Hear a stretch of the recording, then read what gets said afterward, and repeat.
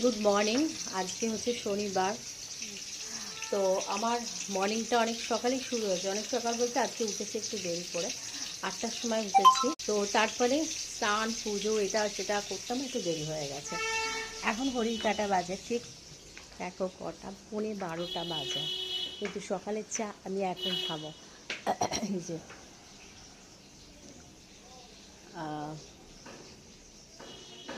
হ্যাঁ হ্যাঁ, 11:30, একদম 11:30 বাজে।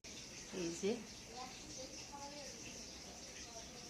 দেরিতে ওঠা একটা কারণ, হঠাৎ করে আমার আবার সর্দি কাশি লেগে গেছে। মানে একটা ঠিক হতে না হতে আরেকটা ধরছে, যে কি পরিস্থিতি যাচ্ছে আর কি বলবো।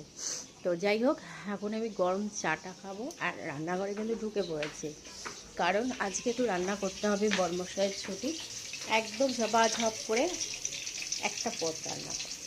সেই ভিডিওটা পরে দেখাই। এখন আমি চাটা খাই।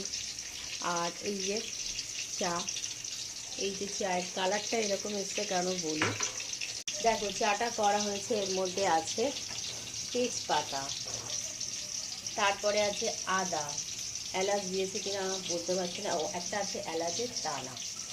তো এই দিয়ে চাটাকে করেছে বলে চায়ের রঙটা এরকম হয়েছে। তো এখন এই গরম গরম চাটা খাবো, খেয়ে ঝপাঝপ করে রান্নাবান্না কমপ্লিট করবো। কারণ এই চাটা খেতে ভীষণ ভালো লাগে, এটা চিনি ছাড়া। একটু নুন দিয়েছিলাম, নুন নুন লাগছে। তো চলো এখনকার মতো ভিডিওটা এন্ড করি। আমি করি না কিন্তু, ভালো মেয়ে বাড়িতে আছে। ভালো মেয়ে মানে আমাদের সবসময় যে থাকে একজন, ঠিক ওকে আয়া বলা চলে না, একদম বাড়ির মেয়ের মতন আমরা ওকে দেখি। তো সেই কিন্তু যাটা করেছে, এই হচ্ছে ব্যাপার। ওকেও একদিন দেখাবো তোমাদেরকে। চলো, এখন তো আমি কথাটা জোরেও বলতে পারছি না, মানে গলা দিয়ে শুরু হয়েছে।